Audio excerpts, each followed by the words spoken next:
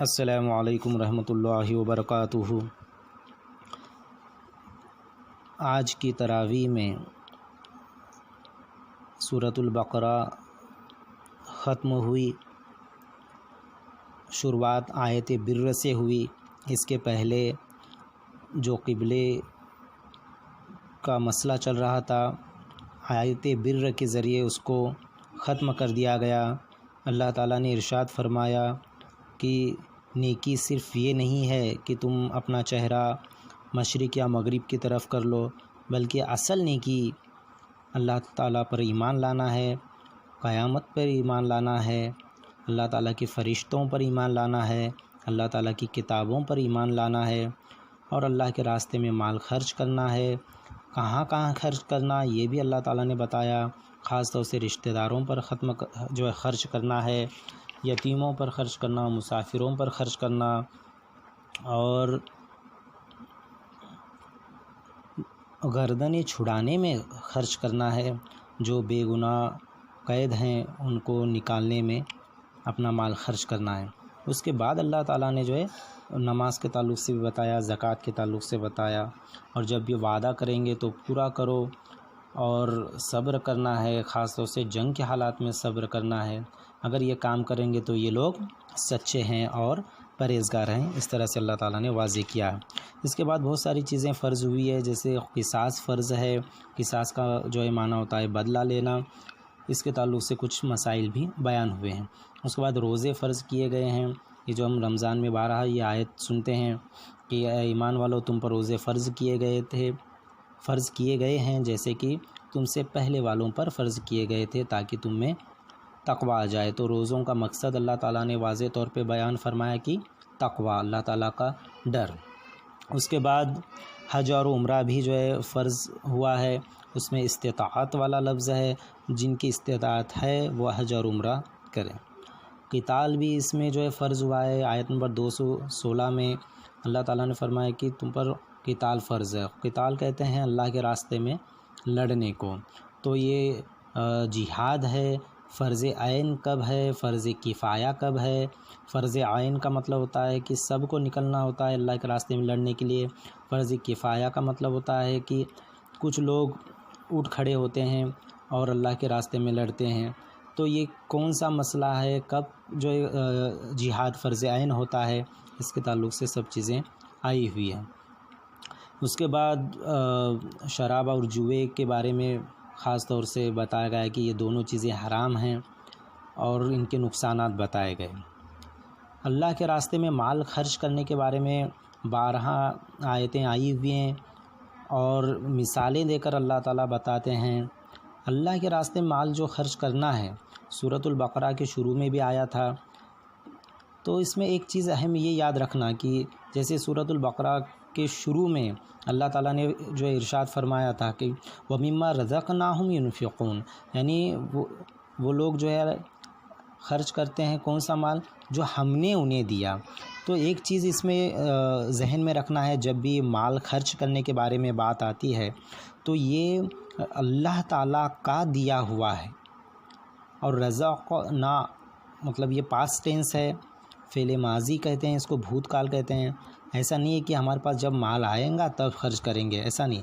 جو مال ہم کو ملا ہے یہ اللہ ہی کا ہے، اور اللہ تعالیٰ اسی مال میں سے ہم کو خرچ کرنے کے لیے کہہ رہے ہیں۔ اس کے بعد خواتین کے مسائل آئے ہوئے ہیں۔ خاص طور سے طلاق کا مسئلہ آیا ہے۔ اللہ تبارک تعالیٰ نے دیکھیے آیت اس طرح سے ارشاد فرمایا کہ الطلاق مرتان، یعنی طلاق 2 مرتبہ ہے، یعنی 2 مرتبہ ہے۔ اس کو کتنا واضح طور پہ کہا گیا ہے، جبکہ طلاق 3 مرتبہ ہے اس طرح سے نہیں کہا۔ حالانکہ تیسری مرتبہ ہے، لیکن اس کے لیے ان کا لفظ آیا، یعنی اگر، یعنی یہ سب سے ناپسندیدہ چیز ہے، جبکہ حلال ہے اور ناپسندیدہ چیز ہے۔ تو اس کے تعلق سے بہت ساری غلط فہمیاں ہوتی ہیں، اور اس کے اس سے پہلے ہم کو نکاح کے احکام سمجھنے ضروری ہیں۔ پھر طلاق کے مسائل ہیں، طلاق کب ہو جاتی ہے، اس میں کتنے سارے سٹیپس ہیں، یہ سب چیزیں ہم کو پڑھنا ہوگا آیتوں میں اور اس کی تفاسیر میں۔ اس کے بعد جو ہے یہ جب بھی طلاق کی بات آ رہی ہے، بار بار اللہ تعالیٰ ایک آیت ارشاد فرماتے ہیں، فَإِمْسَاكُمْ بِمَعْرُوفٍ أَوْ تَسْرِيحٌ بِإِحْسَانٍ، یعنی اگر تم انہیں روکے رکھو، یعنی تمہاری عورتوں کو، تو وہ معروف طریقے سے، بہترین طریقے سے، یا رخصت کرو تو بہترین طریقے سے احسان کر کے۔ یہ چیز جو ہے بہت اہم ہے۔ طلاق کے مسئلے میں ہم دیکھتے ہیں کہ جب بھی الگ ہوتے ہیں تو جھگڑا کر کے الگ ہوتے ہیں، اور اللہ تعالیٰ یہاں پہ کیا کہہ رہے ہیں کہ احسان کر کے جو ہے ان کو رخصت کرو، یا جو ہے معروف یعنی بھلائی کر کے روکے رکھو۔ بہت سارے احکامات ہیں، اس کو جو ہے پڑھنے کی ضرورت ہے اور سمجھنے کی ضرورت ہے، اور اس کے تعلق سے جتنی بھی غلط فہمیاں ہیں جو خاص طور سے غیر مسلموں میں جو ہے پائی جاتی ہیں، یا ہماری بھی لوگوں میں جو کم علمی کی وجہ سے طلاق کے مسئلے پر بحثیں ہوتی ہے، اور جو غلط جو ڈیسیجن لیا جاتا ہے، اس کے تعلق سے خاص طور سے ہم کو جو ہے سمجھنے کی ضرورت ہے، اصلاح کی ضرورت ہے۔ اس کے بعد خاص طور سے ایک آیت آتی ہے کہ نمازوں کی حفاظت کرنا ہے، اور اس میں بھی درمیانی نماز کی حفاظت کرنا ہے۔ تو مفسرین جو ہے الگ الگ جو ہے قول نقل کرتے ہیں۔ درمیانی نماز سے مراد کچھ لوگ جو ہے عصر کی نماز لیتے ہیں، کیونکہ عصر سے پہلے دو جو ہے نمازیں ہوتی ہیں، فجر اور ظہر، پھر بعد میں مغرب اور عشاء، تو یہ عصر کی درمیانی ہو گئی۔ کچھ جو ہے مفسرین فجر کو بھی جو ہے درمیانی نماز کہتے ہیں، کیونکہ اسلامی طریقے سے اگر دیکھیں گے تو مغرب سے دن شروع ہوتا ہے، تو مغرب اور عشاء یہ دو نمازیں اس سے پہلی ہیں، پھر بیچ کی نماز کون سی ہو گئی؟ فجر کی، اور اس کے بعد جو ہے ظہر اور عصر اس کے بعد کی جو ہے نمازیں ہو گئی۔ تو بہرحال نمازوں کی تو پورے 5 وقت کی نماز جو ہے فرض ہے، پابندی کرنا ہے۔ خاص طور سے اس کے درمیانی نماز کا اس لیے کہا گیا کہ شاید فجر ہو تو جو غفلت میں جو ہے نیند میں سستی میں چلی جاتی ہے، یا عصر بھی اگر لیتے ہیں تو یہ کاروبار میں وغیرہ چلی جاتی ہے، تو خاص طور سے نمازوں کا جو ہے نمازوں کی حفاظت کرنے کا بیان آیا ہوا ہے۔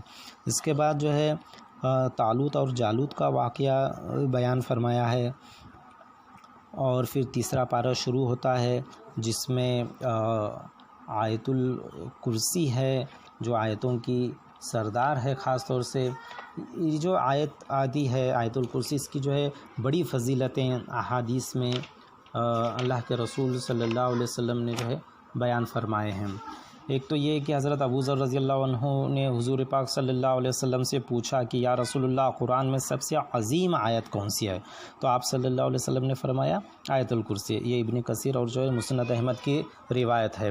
اس کے بعد حضرت ابو ہریرہ رضی اللہ عنہ فرماتے ہیں کہ رسول اللہ صلی اللہ علیہ وسلم نے فرمایا، سورہ بقرہ میں ایک آیت ہے جو قرآن کریم کی تمام آیتوں کی سردار ہے، اور وہ جس گھر میں پڑھی جائے شیطان اس سے نکل جاتا ہے، اور وہ بھی حدیث ہمیں پتہ ہے کہ فرض نماز کے بعد آیت الکرسی پڑھیں گے تو موت کے علاوہ جو ہے کوئی چیز جو ہے اسے جنت میں جانے کے لیے نہیں روک سکتی، یعنی موت کے فوراً بعد جنت کے آثار اور راحت جو ہے اس کو وہ دیکھنے لگے گا۔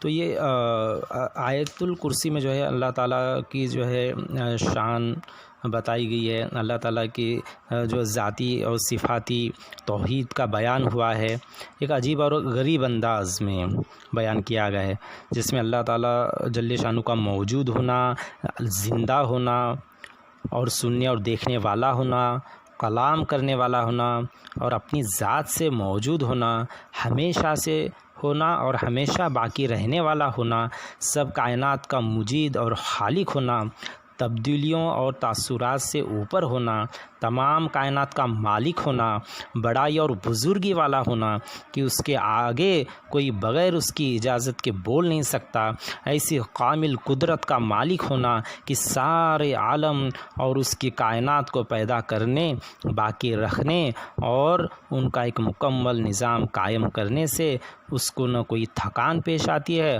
اور نہ سستی، ایسے مکمل علم کا مالک ہونا جس سے کسی کی کھلی یا چھپی چیز کا کوئی ذرہ یا قطرہ باہر نہ رہے۔ یہ جو ہے اللہ تعالیٰ نے جو ہے اپنی صفت اس آیت الکرسی میں جو ہے بیان فرمائیے۔ اس کے بعد واپس سے اور مال کے خرچ کرنے کی بات آئی۔ اس میں مثال بھی جو ہے دی گئی کہ مال اگر اللہ تعالیٰ کے راستے میں خرچ کرتے ہیں تو جو ہے ہمیں کیا ملے گا۔ ہم دیکھتے ہیں کہ کہیں پر ہم انویسٹمنٹ کرتے ہیں تو فوراً جو ہے اس کی جو ہے انکم کے بارے میں سوچتے ہیں، پروفٹ کتنا ہوگا سوچتے ہیں۔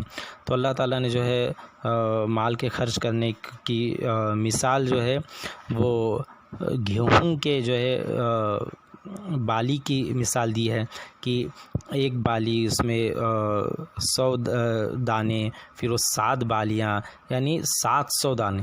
یہ بھی جو 700 گنا جو زیادہ ملیں گا اللہ کے راستے میں خرچ کرنے پر، یہ بھی ہمارے سمجھنے کے لیے۔ پھر اللہ تعالیٰ جو ہے جتنا چاہتا ہے اللہ تعالیٰ ہم کو اس کا جو ہے بدلہ دیں گا۔ تو مال اللہ کے راستے میں جو ہے خرچ کرتے ہی رہنا ہے۔ اس کے بعد جو ہے سود کا حرام ہونا، یہ ایک آیت آئی ہے اور مفسرین کہتے ہیں کہ یہ تقریباً آخری آیت تھی۔ یہ 280 نمبر کی آیت ہے، کیونکہ ایک روایت میں آتا ہے کہ یہ آیت کے بعد 7 دن کے بعد آپ صلی اللہ علیہ وسلم کی وفات ہوئی، اور ایک روایت میں 31 دن کے بعد آپ صلی اللہ علیہ وسلم کی وفات ہوئی۔ بہرحال یہ سود جو ہے ایک بڑا گناہ ہے، اور ہم دیکھتے ہیں کہ اللہ تعالیٰ ظلم نہیں کرتا ہے، جو جتنا گناہ کرے گا اتنا ہی اسے سزا ملے گی۔ لیکن یہ سود کے معاملے میں ہم دیکھیں گے کہ صرف سود لینے والا ہی نہیں ہے، بلکہ سود کھانے والا، اور اس میں جو ہے جو گواہ بنتے ہیں سودی معاملوں میں، کچھ لکھنے کا کام کرتے ہیں، اس سب پر اللہ کے رسول صلی اللہ علیہ وسلم نے لعنت فرمائی ہے۔ رسول کریم صلی اللہ علیہ وسلم نے سود لینے والے پر بھی لعنت فرمائی اور سود دینے والے پر بھی، اور کچھ روایتوں میں سودی معاملے پر گواہی دینے والے اور اس کی تحریر یعنی لکھنے والے پر بھی لعنت فرمائی۔ اور صحیح مسلم کی ایک روایت ہے کہ جس میں آپ صلی اللہ علیہ وسلم نے فرمایا کہ سب گناہ میں برابر ہیں یہ، اور کچھ روایتوں میں گواہ اور لکھنے والے پر لعنت اس صورت میں ہے جبکہ ان کو اس کا علم ہو کہ یہ سود کا معاملہ ہے۔ بہرحال یہ سود جو ہے بڑا سنگین جو ہے جرم ہے، گناہ ہے۔ اور ایک حدیث ملتی ہے، نبی کریم صلی اللہ علیہ وسلم نے فرمایا کہ آدمی جو سود کا 1 درہم کھاتا ہے وہ 36 مرتبہ بدکاری سے زیادہ سخت گناہ ہے۔ اور کچھ روایتوں میں کہ جو گوشت حرام مال سے بنا ہو اس کے لیے آگ ہی زیادہ مستحق ہے۔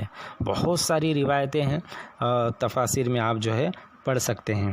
اس کے بعد ایک بڑی آیت جو ہے اللہ تعالیٰ نے اس سورہ بقرہ میں رکھی ہے سائز کے حساب سے، وہ آیت ہے جب بھی ہم لین دین کرتے ہیں تو اسے لکھنا چاہیے۔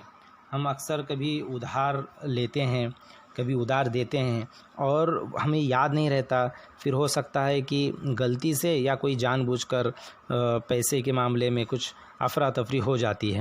تو اس کی جو ہے اصل جڑ کیا ہے کہ ہم اس کو لکھتے نہیں ہیں، اور اس مسئلے کو جو حل کرنے کے لیے اللہ تعالیٰ نے ایک آیت اتاری کہ جب بھی لین دین کا معاملہ کرو تو اسے لکھ لیا کرو، اگر لکھیں گے تو پھر پریشانی نہیں ہوگی۔ اس کے بعد جو ہے سورۃ البقرہ کے آخری جو ہے 2 آیتیں ہیں، اس پر جو اپنی بات ختم کریں گے۔ یہ جو ہے سورۃ البقرہ کی آخری 2 آیتیں، اس کی جو ہے بڑی فضیلتیں اللہ تبارک تعالیٰ نے اور آپ صلی اللہ علیہ وسلم نے جو ہے ارشاد فرمائی ہیں۔ یہ جہاں پہ سورۃ البقرہ جو ہے ختم ہوتا ہے، آخری جو 2 آیتیں یعنی 285 نمبر کی اور 286 نمبر کی، آمن الرسول بما انزل سے جو آیت شروع ہوگی فانصرنا علی القوم الکافرین تک، یہ جو آیتیں ہیں ان 2 آیتوں کے بارے میں بہت ساری روایتیں آئی ہوئی ہیں کہ ایک تو یہ ہے کہ یہ سورہ بقرہ کی آخری 2 آیتیں ہیں، اور رسول اللہ صلی اللہ علیہ وسلم نے فرمایا کہ جس شخص نے رات کو یہ 2 آیتیں پڑھ لیں تو یہ اس کے لیے کافی ہو جائیں گی۔ اور ایک جو ایک حدیث آتی ہے جس میں اللہ تعالیٰ نے جو ہے ان دو آیتوں کے بدلے میں بارے میں فرمایا کہ یہ دو آیتیں جنت کے خزانوں میں سے نازل فرمائی ہے، جن کو تمام مخلوق کی پیدائش سے بھی 2000 سال پہلے اللہ تعالیٰ نے خود اپنے ہاتھ سے یہ جو دو آیتیں لکھی تھی۔ تو جو شخص بھی ان کو عشاء کی نماز کے بعد پڑھ لے تو اس کے لیے وہ تہجد کے قائم مقام ہو جاتی ہے۔ یہ مستدرک حاکم اور بہقی کی روایت ہے۔ اور جو ہے اس میں اللہ کے رسول صلی اللہ علیہ وسلم نے فرمایا کہ اللہ تعالیٰ نے سورہ بقرہ کو ان دو آیتوں پر ختم فرمایا ہے جو مجھے خاص خزانے سے عطا فرمائی ہے جو عرش کے نیچے ہے، اس لیے تم خاص طور پر ان آیتوں کو سیکھو اور اپنی عورتوں اور بچوں کو سکھاؤ۔ اس لیے حضرت فاروق اعظم اور حضرت علی مرتضیٰ رضی اللہ عنہما نے فرمایا کہ ہمارا خیال ہے کہ کوئی آدمی جس کو کچھ بھی عقل ہو وہ سورہ بقرہ کی ان دونوں آیتوں کو پڑھے بغیر نہ سوئے گا۔ ان دونوں آیتوں کی معنوی خصوصیات تو بہت ہیں، لیکن ایک نمایاں خصوصیت یہ ہے کہ سورہ بقرہ میں شریعت کے زیادہ تر احکام مختصر یا تفصیلی طور پر ذکر کر دیے گئے ہیں، جیسے اعتقادات ہے، عبادات، معاملات، اخلاق، رہن سہن، یہ سب چیزیں جو ہے اس میں جو ہے آئی ہوئی ہیں۔ تو اللہ تعالیٰ سے دعا ہے کہ اللہ تعالیٰ جو ہے ہم کو کہنے اور سننے سے زیادہ عمل کرنے کی توفیق عطا فرمائے۔ آگے جو ہے سورۃ آل عمران شروع ہوگا، وہ انشاءاللہ کل دیکھیں گے۔ السلام علیکم ورحمۃ اللہ وبرکاتہ۔ السلام علیکم ورحمۃ اللہ وبرکاتہ۔